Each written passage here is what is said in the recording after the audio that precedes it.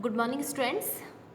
Today we are going to start part 3rd, History, chapter 1st, part 3rd. Students, part 2nd, up to part 2nd I have explained. Part 3rd, now we start moving away British classification. देखो बेटा, British classification होता है किसी चीज़ को बांटना, ठीक है. Historian have usually divided Indian history into ancient, medieval, modern. Underline this line. And देखो बेटा, इसका क्या मीनिंग है कि एंशियंट जो हिस्टोरियंस है यानी इतिहासकार है, उन्होंने इंडियन हिस्ट्री को 3 भागों में बांटा है. वो इंडियन हिस्ट्री को 3 भाग क्या है, जो 3 पार्ट्स है वो क्या है, एंशियंट यानी प्राचीन, मिडाइवल यानी मध्य, मॉडर्न यानी आधुनिक. Right its meaning. This division too has its problem. इस डिवीजन की भी एक प्रॉब्लम क्रिएट हो गई. It is periodizations that is borrowed from west where modern period was associated with the growth of all forces of modernity. Modern period को कैसे माना गया, मॉडर्न पीरियड को ऐसे एसोसिएट किया गया बेटा कि जो साइंस है यानी विज्ञान है, रीजन यानी तर्क, डेमोक्रेसी यानी लोकतंत्र, लिबर्टी यानी आज़ादी, इक्वालिटी यानी समानता, जिस पीरियड के अंदर ये सारी चीज़ें हैं. Underline this line. यहाँ से बेटा आप अंडरलाइन स्टार्ट कर दो मॉडर्न तक. मॉडर्न के बाद यहाँ से आप अंडरलाइन करो मॉडर्न पीरियड वाज एसोसिएट होता है सह संगठित करना. किस पीरियड को इन्होंने मॉडर्न पीरियड माना, जिसमें साइंस है, रीजन है, डेमोक्रेसी है, लिबर्टी यानी आज़ादी, इक्वालिटी यानी समानता. Medieval was a term used to describe a society where was the features of modern society did not exist. Medieval period किसे माना, जिसे हम बोलते हैं मध्य युग. जिसे हम बोलते हैं मध्य युग किसे माना, जिस पीरियड के अंदर सोसाइटी में कोई भी मॉडर्नाइजेशन नहीं था. मतलब ना डेमोक्रेसी थी, ना इसके अंदर लिबर्टी थी, आज़ादी नहीं थी, रीजन्स नहीं थी, डेमोक्रेसी नहीं थी, साइंस का कोई एग्जिस्टेंस नहीं था.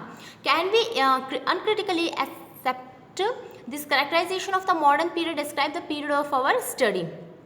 अब देखो बेटा, can we uncritically accept the characterisation of the modern period to describe the period of our study. हम इन पीरियड्स को अपनी स्टडीज़ के अकॉर्डिंग डिस्क्राइब कर सकते हैं. एज यू विल सी, जैसा कि आप देखोगे बुक के अंदर, British rule did not have equality. देखो बेटा, ब्रिटिश रूल था जो भारत के अंदर आया था, ब्रिटेन, तो सारे रूल्स इक्वालिटी में नहीं हो सकते. कुछ रूल्स किसी तरीके से चलाए जाते हैं, कुछ किसी तरीके से चलाए जाते हैं. फ्रीडम और लिबर्टी. देखो बेटा, फ्रीडम और लिबर्टी, आज़ादी और स्वतंत्रता, ये किस तरीके से थी. Nor was the period of one of the economic growth और प्रोग्रेस. कोई एक पीरियड को हम ये भी नहीं कह सकते थे कि ये पीरियड इकोनॉमिक पीरियड है या इससे ये प्रोग्रेस का पीरियड. देखो बेटा, सारी चीज़ें पीरियड के अकॉर्डिंग, टाइम के अकॉर्डिंग डिसाइड की जाती है, ठीक है. सब कुछ एक साथ नहीं हो सकता, इनमें भी कुछ डिविजन्स होते हैं. अब देखो एक new words, it is a new word for colonial. देखो व्हाट इज द कॉलोनियल. उपनिवेश क्या है, इसका मीनिंग होता है बेटा उपनिवेश. उपनिवेश क्या होते हैं, देखो मैं पहले इसके बता देती हूँ. भारत ब्रिटेन का उपनिवेश था. जिस कंट्री पर आप राज करते हो, जिस कंट्री के सारे रूल रेगुलेशन आपके अकॉर्डिंग चलते हैं, आप पॉलिटिकल, इकोनॉमिकल, सोशल, कल्चर सब पे कंट्रोल रखते हो और सब में अपने अकॉर्डिंग दूसरी कंट्री को चलाते हो, तो आप उस देश के उपनिवेश हो, ठीक है. इसके अंदर, इस पैराग्राफ के अंदर ये एक्सप्लेन किया गया है. In this book you will read about the way British come to the conquer country establish their rule. इस बुक के अंदर हम पढ़ेंगे कि ब्रिटिश कैसे भारत में कॉन्कर एंड जीत हासिल की और एस्टेब्लिश किया अपने रूल रेगुलेशन को. सब गजेटिंग बेटा अंडरलाइन दिस वर्ड, अधीन करना. लोकल नवाब एंड राजाज. बेटा जो स्थानीय नवाब थे, राजा थे, सबसे पहले उनको अधीन किया आपने. बेटा पहले मैं इसकी कहानी मैंने आपको पहले भी एक्सप्लेन किया पार्ट 1st और 2nd में, अभी बता रही हूँ. भारत में राजा महाराजा थे, नवाब वगैरह थे, तो ब्रिटेन को राजा महाराजा जो चाहिए थे वो एक पपेट टाइप चाहिए थे, यानी कठपुतली जैसे राजा महाराजा उनको चाहिए थे. उनको ऐसा राजा महाराजा नहीं चाहिए था जिसमें जो उनके बाहर जाए उनके रूल रेगुलेशंस के. तो उन्होंने नवाब वगैरह से चाहे, जिसके कारण बक्सर का युद्ध होता है, प्लासी का युद्ध होता है, और ये 2-3 युद्ध जीतने के बाद ब्रिटेन ने भारत पर सत्ता हासिल कर ली थी. ये हम आगे पढ़ेंगे नेक्स्ट चैप्टर में. फिर भी मैं इसका बता देती हूँ। You will see how establish control over the economy and society. आप देख सकते हैं किस तरीके से उन्होंने हमारी इकोनॉमिकल आर्थिक और society collected revenue to meet all their expenses. Revenue मतलब कर को कैसे कलेक्ट किया और अपने खर्चों को कैसे उससे निकाला। Boat the goods they wanted at low price. उन्होंने हमारे माल को खरीदना चाहा लो प्राइस पे यानी कम मूल्यों पर। Produce crops they needed for export. Produce करवाई क्रॉप्स यानी फसलें जो उन्हें आवश्यकता थी बेचने के लिए। And you will understand the changes that come about as the consequence. और आप देख सकते हैं, आप अंडरस्टैंड कर सकते हैं किस तरीके से भारत में चेंजेस आए। कॉन्सिक्वेंस का मीनिंग लिखो, इसके परिणाम क्या निकले। इसके क्या निकले? परिणाम। कॉन्सिक्वेंस होता है परिणाम, इनका परिणाम क्या निकला। You will also came to now about the changes British rule brought about in the values and taste custom practices. You will also came to now, British rule के कारण बेटा कुछ चेंजेस आए जो वैल्यूज़ में, टेस्ट में, customs में, practices में हमारे। When the subjugation of the country by another leads to these kind of political, economical, social, culture changes। बेटा अंडरलाइन करो यहाँ से, वैन से लेके कॉलोनाइजेशन तक। जब आप किसी कंट्री को पॉलिटिकल, राजनीतिक, इकोनॉमिक,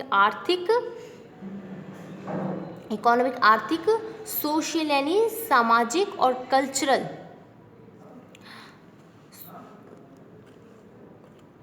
यानी सांस्कृतिक, जिस कंट्री के अंदर आप ये सारे चेंजेस करते हो, we refer to the process as colonisations. इस प्रोसेस को, ये प्रोसेस रेफर करती है कॉलोनाइजेशंस को। You will see that all classes and groups did not experience these changes same way. इस तरीके से जो चेंजेस हुए वो एक ही तरीके से नहीं हुए। That's why the books is called our past in the plural. इस बुक को आवर पास्ट बोलते हैं। ये बेटा हमारी पूरी हिस्ट्री को शो करती है, इसलिए इस बुक को आवर पास्ट 1, पास्ट 2, पास्ट 3 इस तरीके से रेफर करते हैं, बोलते हैं। अब देखो next, how do we know, हम कैसे जाने। What sources of historian in writing. देखो बेटा किस तरीके से हम जाने कि हमारे इतिहास में क्या घटित हुआ, किस तरीके से हमारा इतिहास रहा। What sources of historian use in writing about last 250 year of the Indian history। 250 साल की इंडियन हिस्ट्री के अंदर किस तरीके के सोर्सेज हमें मिले हैं। बेटा यहाँ से लिखो, एडमिनिस्ट्रेशन प्रोड्यूस्ड रिकॉर्ड्स।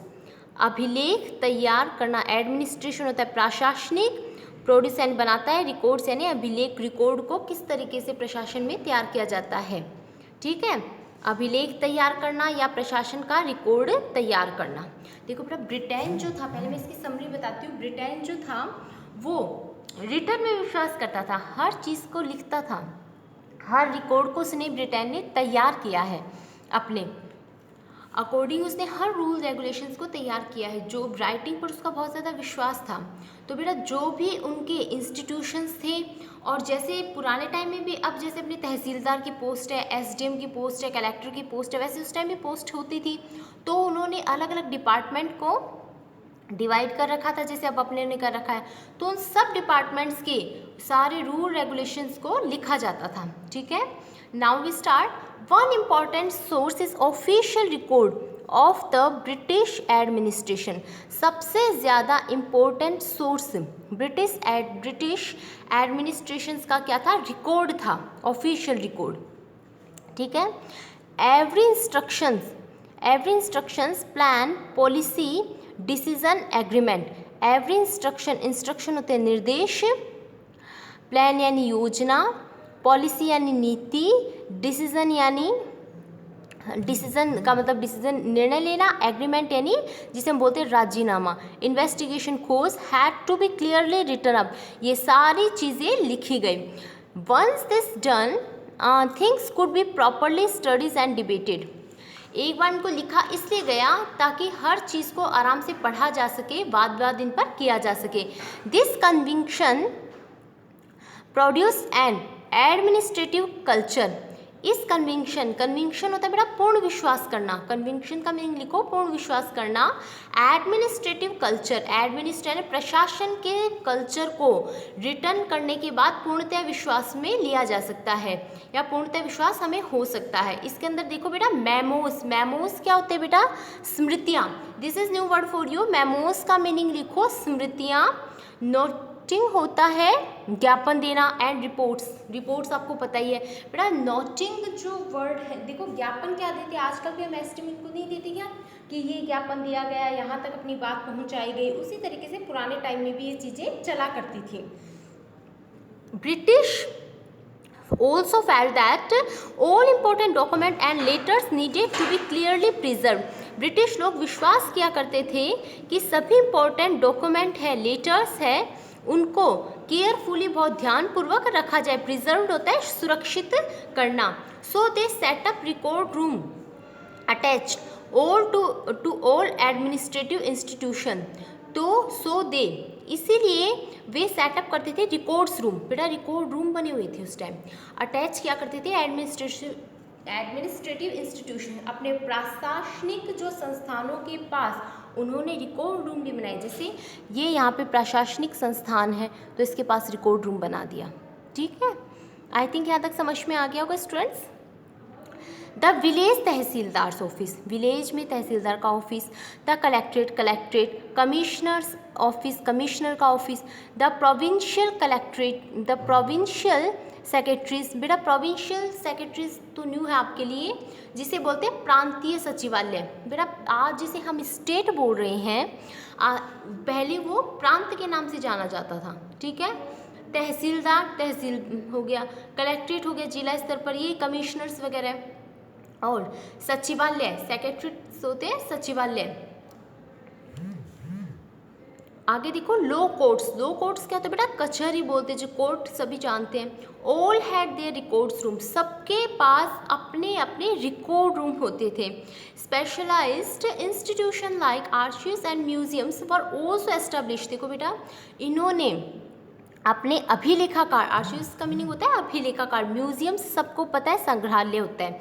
तुम म्यूजियम्स देखने आप लोग जाते हो ना कि जैसे जिसमें पुरानी चीज़ों का कलेक्शंस हो, वो म्यूजियम हो गया। अब रिकॉर्ड्स होते हैं बेटा अभिलेख, इनमें क्या होता है, इनमें पुरानी चीज़ों का रिकॉर्ड होता है, ये अभिलेख कहलाते हैं। Establish to preserve important records, British लोगों ने इम्पोर्टेंट रिकॉर्ड्स को रखना शुरू किया, एस्टैब्लिश किया। नेक्स्ट देखो letters and memos that move from one branch of the administration to another in the early years. Letters और मेमोज जो थे that move from one branch the administration to another in the early years of the 19th century.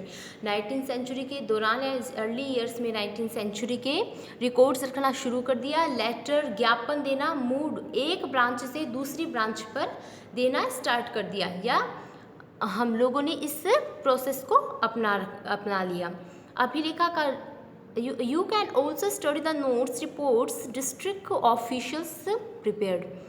आप study कर सकते हैं reports की जो district level पर ऑफिशियल रिकॉर्ड प्रिपेयर किए गए। For the administration and directives that were sent by official at the top to provincial administrations।